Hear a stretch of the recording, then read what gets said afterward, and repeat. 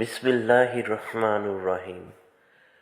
উবাইদা ইবনু সামিদ রাদিয়াল্লাহু তাআলা আনহু হতে বর্ণিত, নবীজি সাল্লাল্লাহু আলাইহি সাল্লাম বলেন, তোমরা আমার নিকট এই মর্মে বায়াত গ্রহণ করো যে আল্লাহর সঙ্গে কোনো কিছুকে অংশীদার সাব্যস্ত করবে না, চুরি করবে না, ব্যভিচার করবে না, তোমাদের সন্তানদের হত্যা করবে না, কারো প্রতি মিথ্যা অপবাদ আরোপ করবে না এবং সৎ কাজে নাফরমানি করবে না।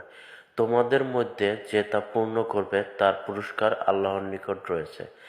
আর কেউ এর কোনো একটিতে লিপ্ত হলে এবং দুনিয়াতে তার শাস্তি পেয়ে গেলে তবে তা তার জন্য কাফফারা।